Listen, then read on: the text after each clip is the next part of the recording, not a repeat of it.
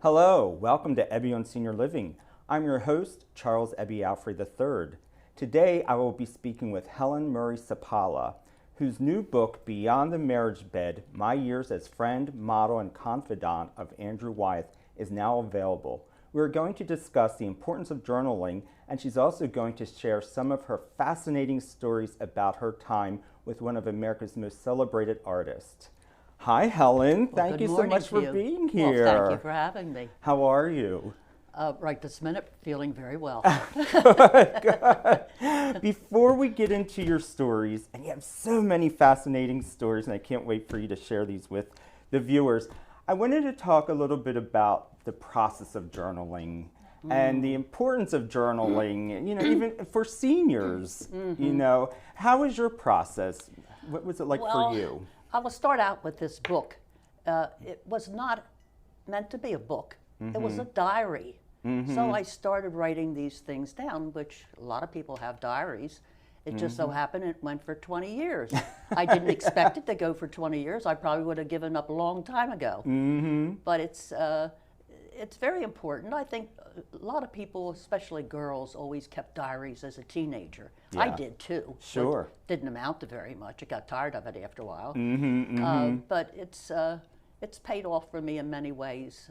Sure. You know, in a lot of history with the family and so forth. Yeah, it's a great way to preserve your history Yes. and pass those stories on to your children and grandchildren so they know about the family and other generations, you know, beyond grandchildren. And it goes with photos too. If people have a collection of photos, if they could put the stories behind the pictures, whether it's military, whether it's your uncle, whether it's your father in the service, or someone who led a very exciting life, you know, you put pictures with stories with pictures. Yeah. So that the next person, next generation knows they can make this connection. I mean, I have 10 albums of photos, very important photos, but unless people know the stories behind the pictures, it might go for a few years, but after someone's gone 20, 30 years, that means nothing. It's gone. Yeah, exactly. They're just pictures of people and places, but no real meaning behind it. How many people have these pictures of their World War II and what have you, family, you know, in the service? And there's marvelous stories behind that. And who's going to know if you don't write them down before you die? Exactly. You know? Exactly, yeah. And journaling, I mean, it's therapeutic. It helps relieve stress. It gives you time to analyze your feelings and thoughts and perspectives on situations and such. It's such a, did you find that when you were journaling all those years that finally became this book? Like it was therapeutic for you to have this written down? Well, especially, well, it's always good when you're writing it down if you're excited or you're angry. That makes good news. You know, then you really write what you're thinking. Sure. But I had started something couple years ago. Instead of writing a thank you card or something to somebody, I'd write poems. Oh. And then I'd put little sticky flowers all over, decorated, better than a card, you know. Yeah. Then, I mean, it's just a form of writing again. Sure. And they did say that in writing poems, it's good for the brain. Yeah. Especially in the older people. And it's challenging. Yeah. And I like it. Someone said, did you tell them you're a poet? Well, no, I'm not a poet. I just do this for fun. Oh, I love that. You know. Yeah. And it makes it more personal than just getting a card in the mail. That's why I do it. And sometimes it's silly, and sometimes it's serious, but it's fun. Oh, and the that's people great. always like it at the other end. I'm sure. Yeah. I'm sure. Well, let's get into the book. Yes. This is such a fascinating book. And I guess maybe can you start by telling people who Andrew Wyeth was, for those who don't know, and then the significance of the house you bought to him and his family. Yeah. Well, let's start by saying that really he just showed up in our yard one day. He roams the hills. His house is about a mile from my house, but I didn't pay much attention to that. So he just shows up. But little did we know, and that he had forgotten about, that he was really brought there to be treated by a doctor who lived in this very house, this 16-room house built by the Painter family. So he had not been in this house since he was like 2, 3 years old. Wow. So when he showed up in our yard and well into his 70s and came inside, it was all a new feeling for him. And he just loved it. So it was a hideaway and everything, but the house has a lot of history to it. I like to say that Painter's Folly in Chadds Ford, the 16-room house, was really the beginning of the Brandywine River Museum. Because Howard Pyle taught his students at Painter's Folly. And naturally, Howard Pyle taught N.C. Wyeth, and it goes to Andrew Wyeth and down the line. Then even Jamie comes to the house. So at one point, here's a whole line of generations of artists. Yeah. They're in the house. So they make it really fascinating. Sure. But I'd like to tell the story of the painter's name. Yes. You'd like to hear that? I would love it. The Painter family built the home. There's an article out now in the Chester Times about this. The history of the house goes back to 1600 when these people came in. But their last name was Painter. And then Howard Pyle came there and afterwards. But isn't it ironic that Painter, the name of the people, became Painter as the artist at the place? Yes. But the neighbors saw this grandiose house, 16-room house, going up and up and up and up. They're all farmers, with these little houses. Sure. And they started making fun of him. Painter. Well, look at. And then they were amazed, and so they think, how stupid. What do you need a big house like this for? Yeah. So they nicknamed it. They started teasing with saying, "Oh, Painter's Folly." Yeah, that's an old word, folly. And so after he built the house, he just decided to call it Painter's Folly. And I don't think a lot of people know where that name Painter's Folly came from. Yeah, that's so interesting. But it was really a family of painter, goes into a families of artists. And did he move into the house? Was he the first person to live there, or Who? did Painter himself? Yeah, well, Did he build it Painter for family, himself? one of the sons, there were 8 sons, one of the sons built the house. They had lots of, these sons built homes in the area. One of them built the Radley Run Country Club. And there are several right around my area that they built wonderful homes. Evidently, they were a very prominent family in Chadds Ford. I think a lot of the importers, but they came from France. Okay. And you have 8 sons. Wow. One of them, I think, was involved with the Longwood Gardens with DuPont. Oh, okay. Because his picture is hanging in their house in Longwood Gardens. A painter. So it's very interesting. Sure. In that. And then N.C. Wyeth, I'm sorry, not N.C. Wyeth, Howard Pyle eventually bought the home. Well, no, he only used it as a summer home. Oh, okay. Now, whether he rented it or he just had friends who loaned it to him, I don't know. But he had his students there in the Painter's Folly. But he used it. He had a studio in Wilmington originally there, and I think it's still open in some form. But no, he used the house upstairs, 3rd floor. They would be, I think the women were over there, and Lafayette's headquarters, which is next door, would be for the men. Oh, I don't know how long that would stay, but and he had like 260 some students. Wow. I mean, it's wow, that's he amazing. was really he was an illustrator. Yeah. Which was the thing. Yeah, and to be in. Very famous one. Oh my goodness. I mean, amazing the work that he did. Oh yes. And then to teach N.C. Wyeth.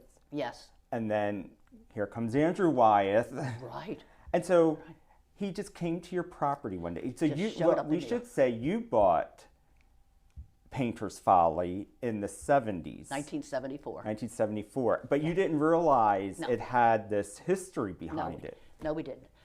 We lived in North Wilmington in a community development, and we were collecting antiques from the time we were married. And we were just collecting and collecting and said, look, we can't buy any more or we have to get a bigger house. So we chose a bigger house. So we started looking at bigger homes and old homes to go with the furniture. Naturally, we're in the Chadds Ford, Pennsylvania area, not so much Delaware. And we just came across, we saw lots of houses and gave bids on several of them. We ended up with this one, not knowing anything of the history. And we'd heard of Andrew Wyeth, of course. Sure. Everybody has. But we knew nothing of the history of the house. So when he came, that's when we started learning. And, you know. And in the book, you just said one day he appeared, it was like by your pool, Yes. painting. Yes. The pool drops off in the back of the yard, the bank.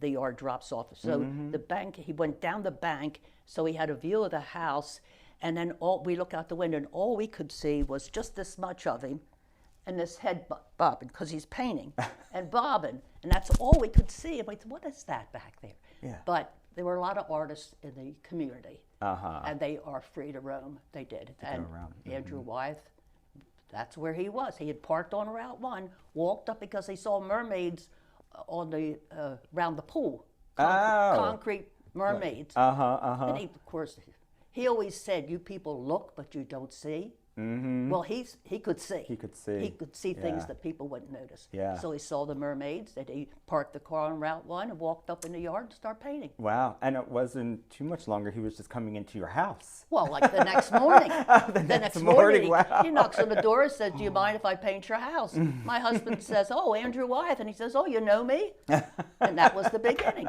And that was the beginning of 20 years. Wow. Wow. But you see, that connection with the house that he knew.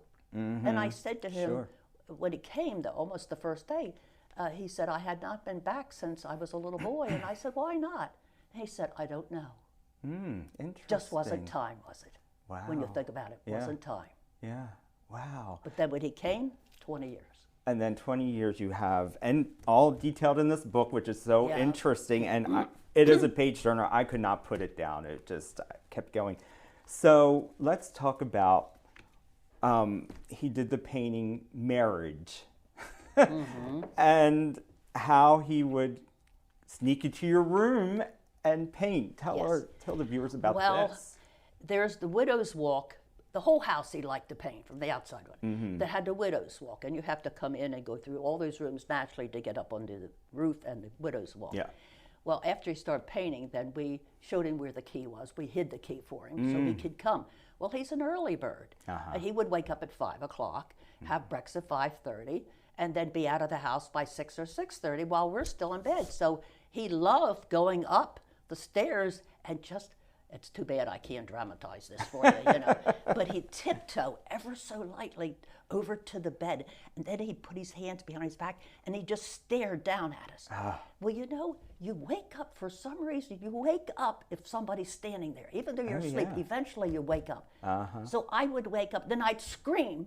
My husband would scream, and then, we caught on to that. And let me tell you, we started pulling pranks on him after that. We put mannequins in the bed. We did everything, you know. But after a while, we started listening for him. But he came and he was looking for ways to paint, and because he was seeing us in bed, just normally, really sleeping, literally sleeping, it gave him that idea to do the painting in Marriage, which you and your late husband George are the models in that painting. Yes.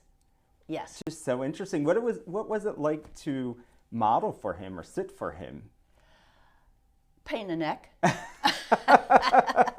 Literally, pain in the neck. I mean, the bed was not so bad because you're lying with the covers or whatever. You could be very comfortable. But when I would pose up in the Widow's Walk for some of the other paintings, it would be sitting with no back support, just sitting on a stool. And you know, and in one of the paintings, where it's called Beauty Rest, I'm reclining on a bed.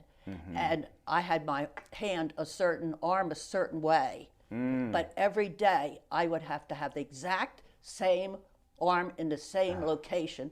And I'd come downstairs and say, "Oh my gosh, my neck, my back," you know. And because it'd be hours, you'd be just like this, you know. Posing. Doing it. So it was hard work. I mean, it really was. Helga always said, "That's hard work," and it is. Sure. But I'm not so sure Andy ever appreciated the fact that it was hard work. That. He was too busy. Working. And you were saying like he would talk to you while he would be painting too, and you were worried you were going to cause distraction to him. Yes, and not so much the marriage thing, but in the first painting that he did, Which was the That glass would be house? the glass house. So I'm sitting up in the widow's walk, and I get a certain, he said, turn this way, a little bit this way, I get just right. And then he says, okay, now talk. Talk? If you're going to have your picture taken, you don't move around. Sure. So I felt the same way, and I said, what do you mean? He said, just talk. But where'd you grow up? Then he wanted to know my whole life. Little did I know that the artist, especially Andrew Wyeth, if he's going to paint you, he has to know what he's painting. So, where did you live? Where were you born? Where were your parents born? Where did you go to school? How many children do you have? My brother, sister. He had to know everything about me. All the details. All the details. And what he's doing is putting that information into the painting. So the story at the end goes, he finishes the very first painting he ever did of me. He finishes it, and now he sells it. And who knows where, but it's in my diary, but I've forgotten now who bought it. And then I was driving down the road with my husband, and I said, I have this overwhelming sadness that I said, I feel like I've been to a funeral. But it was because everything about me was in that painting, stroke by stroke, and now it's hanging in somebody else's house. Somebody's got my life hanging in a picture. Yeah. They don't know it, but I know it. Sure. And it's like, it was the only time I ever felt like that. So interesting. Just the first painting, from then on, never ever happened again. Yeah. But that first time. Yes. Gave you that. But that's what he has to know. And you've done a lot of paintings with him. Yes. What was the process of him painting like? Did he take many days to do a painting? Was he quick with it, doing his work? This is the way Andrew Wyeth painted. He would come to our house, say he started painting at, say, 7:30. He would paint according to the light. The light had to be right. Then he'd leave our place and go maybe around noontime, he'd be painting something else. And at nighttime, he'd be painting another painting. So every day he had to be at that location at the same time to get the light the same. Wow. So naturally, we were the early birds. So we had to get, up early so he could do us. But then he'd go and so he could be doing 3 paintings a day. Wow. According to the light. And if the light wasn't right, then he'd stay and have coffee or tea a little longer than he would any other day. Sure. But he loved the snow. He loved to get out of that. Always made for a good painting. But it was according to the weather. Where it's going. And I think everybody knows Christina's World. It's such a famous painting, but he also did, many landscapes, beautiful landscape paintings, but he did a series of nuns. Yes, and he did. You were the nun in the series. Yes. As a matter of fact, the person who bought the first nun picture, he came to visit our house, the buyer did, and he says, don't tell him that you were the model, because this buyer thinks it was a nun. So, but I came down in the morning, one time in the morning when we were having tea. He came so early, so I've just got out of the shower, washed my hair. I had a black towel around my head. And I walked down the hall and he goes, ooh, can you get me a nun outfit? I said, yes, because I had a great relationship with the Sisters of Charity in Wilmington. So we got the nun outfit. And but you never know what goes through an artist's head. Yeah. He saw a nun. Of course, it connected with the fact that I'm Catholic and I'm always going to church. Sure. That was a connection too. So he did, I think it was 7 of the nun pictures. Wow. And then after a while, his wife said, that's enough of that. That's Get back to what you're known for doing. Yes. She even said, are you going soft on me? I guess doing the nuns, which was the first religious thing he ever painted. Oh, interesting. Yes. Wow. Yep. Wow. Were you inspired? And that's the other thing, you inspired him as well. Well, once he got into that, it was an antique, if you want to call it, antique outfit, habit, they call them, because it had the big, and I think the pictures of it there in the book. Yeah, in the book, yeah. And it tells the story, and people read this about the nuns. But it had an unusual hat that they wore way long time ago. It was in their archives in New York. And the sisters in Wilmington contacted the archives to borrow this outfit, trust me, it would only go to someone like Andrew Wyeth, because you just don't relinquish stuff like that. Sure. And the whole outfit came, even the stockings, the pins for the whatever you had to pin, everything. We had to count for every single thing. Wow. When we received it and we took it back, it had to be accounted for. So, but so once he got started, you know, it doesn't belong. It's not local. You better make good time of it. Yeah. You know? How long did he do that series? Was it over a course of a year or a few months? Since we borrowed the outfit, he didn't want to keep it forever. You know, we couldn't keep doing that. I don't know what kind of a time frame it was. I guess it took it probably within 1 year. Okay. We did the whole 6 or 7 pictures. But in one of the pictures, the first picture he ever did of the nun, it's called Coronet, and the coronet is the name of the hat that the people wore. And he finished that all up, sold it to a person down in North Carolina, I think it was. I know the name, but it doesn't make a difference. And this person who bought the painting had it in his hallway. And then when he would come, he was a surgeon, and when he'd come home, here was this nun, big picture of this nun looking square at him, and he says, I always felt like I had to report to this nun every day. And it was like the look on the face was like, how did you do today? So he told Andrew Wyeth, he said, I will buy every painting, every nun painting you do, sight unseen. Wow. He was so caught up with this one thing. And I think that's what, naturally, he paints, Andrew Wyeth paints not only because he likes it, but it's for money too. Sure, it was his income. Yes, so that's why he went ahead and kept up with them. So interesting, so interesting. Any other paintings that he did of you that you have fond memories of? Or you found to be interesting? I always thought, well, there was one. No, of me, I can think of so many that he did at the house and so many he did that I helped him with. I don't know. I guess Beauty Rest might have been maybe one of my favorites. I'm reclining on a bed with the black leotards on. And I think, of course, I was younger then too, but I think it was a good profile. That it's very relaxing. But that was when it hurt the most. That's what with the arm. Yeah, exactly. Now, besides posing for him or sitting for him for his paintings, you also threw lavish Christmas parties, which I loved reading about in here. Oh, we had so much fun. Lots of colorful people, even Phyllis Diller. Yes, yes. Well, it was so marvelous because when we first started out with the dinner parties, I said, Andy, I just called him Andy, I said, look, we're going to have a Christmas party for you. And it was the very first one. And we're not, no friends of mine, no autograph seekers or anything. It's going to be your people, your friends. I'll give the party. You tell me who you want invited. He said, well, you invite Irene DuPont.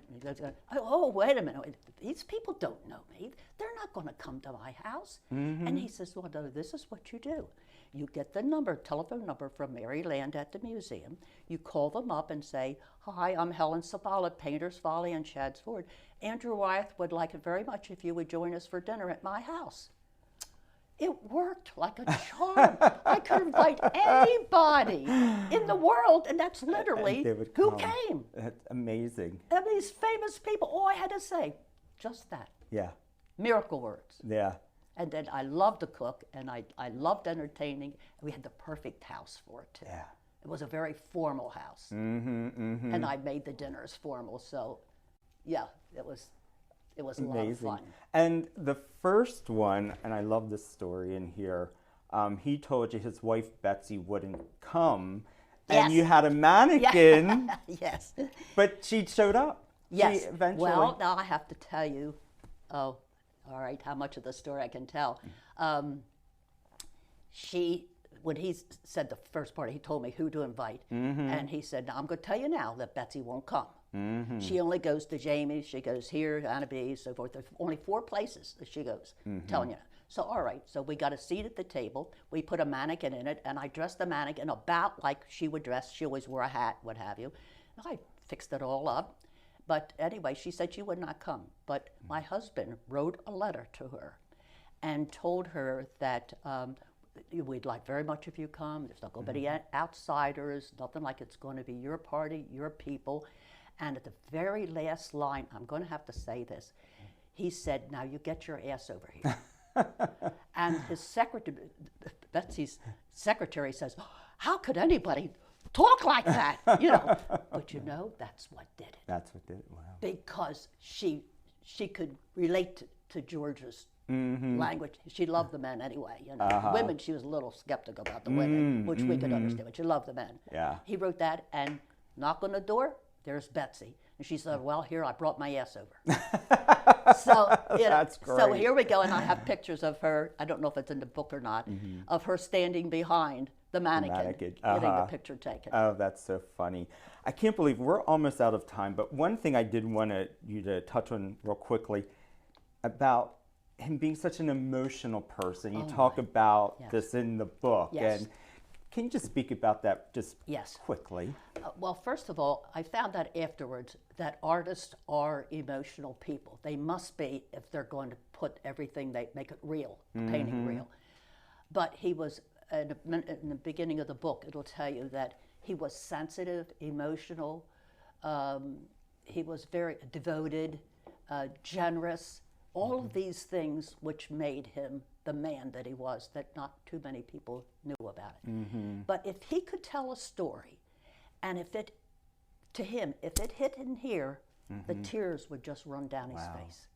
And he would do that. I mean, at the breakfast table with George was not, it wasn't easy to tears, but you all caught up in his stories. And wherever we would go, if he'd tell some story, tears would come down. He'd talk about something as a little boy, and they'd get all caught up in it. And it's just amazing. Amazing, yeah. Amazing. And you also were talking about how he was really the first artist to paint a portrait of an African American that wasn't a caricature. And in addition to paintings of these individuals and other people who might have fallen on hard times, he would help them to make sure they had wood for fires and food if they needed anything. Yes, he was very generous. If somebody posed for him, he never forgot that. I mean, he tried to do everything he could for us, for the inconvenience or what have you, pose our house or what have you. And it didn't make any difference what age you were, what color you were. You know, he always felt he wanted to pay you back in some way, whether it was wood for the winter or food or what have you. Very generous. So nice, so nice. Well, we could spend hours talking about this book, but unfortunately we're almost out of time, and I want to make sure people know they can get this book online and also at Barbara Moore Gallery in Chadds Ford. But it's Amazon. You can go on Amazon and also get it there as well if you're not in the area. And then if people want to take a tour, because Painter's Folly. It's furnished. It's furnished, and you're giving tours of it. You no longer live there. The township owns it now. It's furnished, and of course I know we were there 45 years, and we looked into the history. So yes, I do give the tours. You know, they charge township charges $10 a person. Okay. And the tour could last an hour, depending on what group's coming in there. So. And what's the number if somebody wants to contact you for a tour? It's 610-358-1607. Great, great. Well, I can't wait to take the tour. I've seen the first floor, and it's absolutely stunning and amazing. And the book, like I said, I was up way late last night turning these pages, but we are out of time. I want to thank you so much, Helen, for being with me today. This was so interesting. Well, I feel like I'm carrying on a mission for Andy. Andy would love it. Yes. Yes, he would. Definitely. And I thank you for having me. I thank you for giving me a chance to speak for Andy, Andrew Wyeth. Happy to do it. Yeah. Well, I want to thank all of you for joining us today, and I will see you next month.